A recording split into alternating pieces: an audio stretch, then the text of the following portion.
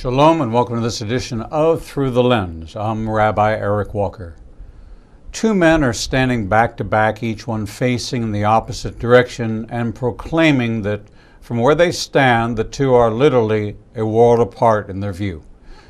Each remained firm in their position, and as far as they could see, neither came into each other's view. From each one's vantage point, they were as far away from each other as they could possibly be. Yet there they stood back to back with only a few feet distance separating them. In Numbers chapter 13, the Lord said to Moses, "Send men to explore Canaan, which I'm giving to the Israelites. Send one leader from each of their ancestors' tribes." So at the Lord's command, Moses sent these men from the desert of Paran. All of them were leaders of the Israelites. All were given the same set of instructions. When Moses sent them to explore Canaan, he told them, "Go through the Negev and then into the mountain region. See what the land is like and whether the people living there are strong or weak, few or many. Is the land they live in good or bad? Do their cities have walls around them or not? Is the soil rich or poor?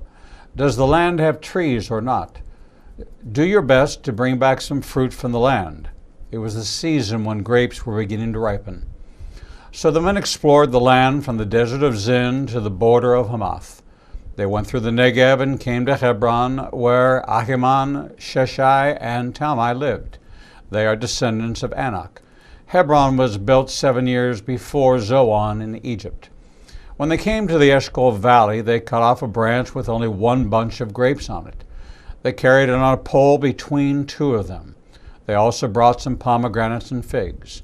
So they called the valley Eshcol, meaning bunch of grapes, because of the bunch of grapes the Israelites cut off there. 40 days later, they came back from exploring the land. They came back to Moses, Aaron, and the whole community of Israel at Kadesh in the desert of Paran. They gave the report and showed them the fruit from the land. This is what they reported to Moses.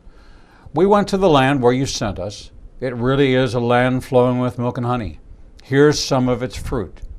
But the people who live there are strong, and the city have walls and are very large. We even saw the descendants of Anak there. The Amalekites live in the Negev. The Hittites, Jebusites, and Amorites live in the mountain region. And the Canaanites live along the coast of the Mediterranean Sea and all along the Jordan River." Caleb told the people to be quiet and listen to Moses. Caleb said, "Let's go now and take possession of the land. We should be more than able to conquer it." But the men who had gone with him said, "We can't attack those people. They're too strong for us." So they began to spread lies among the Israelites about the land they had explored. They said, "The land we explored is one that devours those who live there. All the people we saw there are very tall. We saw Nephilim there. The descendants of Anak are the Nephilim. We felt as small as grasshoppers, and that's how we must have looked to them." The narrative continues in chapter 14. Then all the people in the Israelite community raised their voices and cried out loud all that night. They complained to Moses and Aaron, "If only we had died in Egypt or this desert.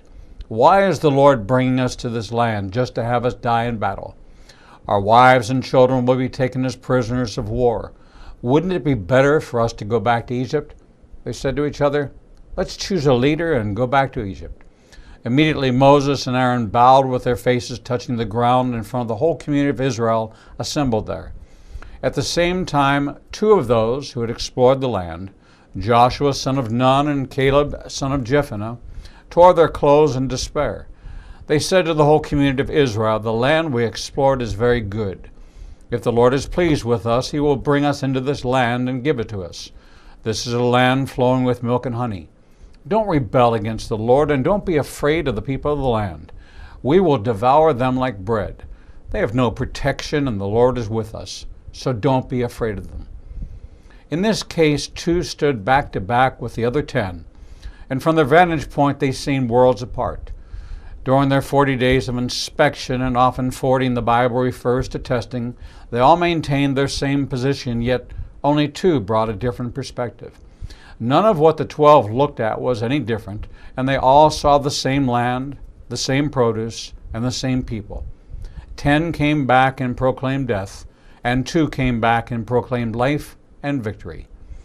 Although there are many individual battles we all face, at this point in time we're facing as much in common as we are individually. COVID-19, the elections, fires, hurricanes, flooding, famine, pestilence, and many are gripped in fear because they have forgotten the promises of God.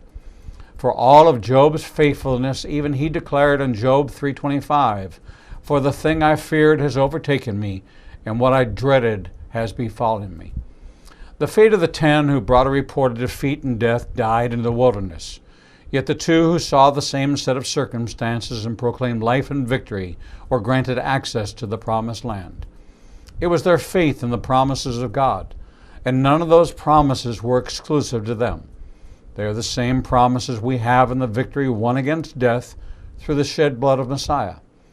Regardless of our circumstances and the challenges we are facing as a nation and as a body of believers, we're being called to be ambassadors of hope. This is all temporary, and God is still on the throne. If we focus on the temporal, we rob ourselves of the eternal hope we have in Messiah. When asked, what report will you give? Death and defeat, or victory? We cannot be overcomers if we have nothing to overcome. And if we are overcomers, then Jesus reserves a place for us at his right hand to eat from the tree of life. You may not be willing to change your position, but are you willing to change your perspective? As so many stand back to back, believing they are worlds apart, if they would just turn their heads to the right or the left, they would realize we're much closer than we think. In this season of testing, what report will we give? In 2 Corinthians 2, here was Paul's report. "Blessed be the God and Father of our Lord Messiah Yeshua, the Father of mercies and God of all comfort, who comforts us in all our affliction, so that we may be able to comfort those who are in any affliction with the comfort with which we ourselves are comforted by God. For as we share abundantly in Messiah's sufferings, so through Messiah we share abundantly in comfort too. If we are afflicted, it is for your comfort and salvation. And if we are comforted, it is for your comfort, which you experience when you patiently endure the same sufferings that we suffer. Our hope for you is unshaken, for we know that as you share in our sufferings, you will also share in our comfort. For we do not want you to be unaware, brothers, of the affliction we experienced in Asia. For we were so utterly burdened beyond our strength that we despaired of life itself. Indeed, we felt that we had received the sentence of death. But that was to make us rely not on ourselves, but on God who raises the dead. He delivered us from such a deadly peril, and he would deliver us. On him we have set our hope that he will deliver us again. You also must help us by prayer, so that many will give thanks on our behalf for the blessings granted us through the prayers of many. For our boast is this, the testimony of our conscience, that we behaved in the world with simplicity and godly sincerity, not by earthly wisdom, but by the grace of God, and supremely so toward you.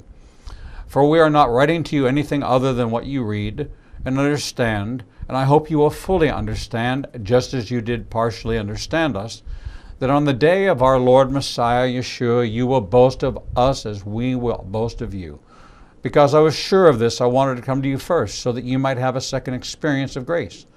I wanted to visit you on my way to Macedonia, and to come back to you from Macedonia and have you send me on my way to Judea. Was I vacillating when I wanted to do this? Do I make my plans according to the flesh, ready to say yes, yes, and no, no at the same time? As surely as God is faithful, our word to you has not been yes and no.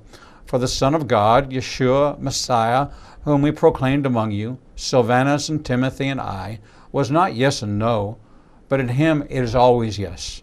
For all the promises of God find their yes in him.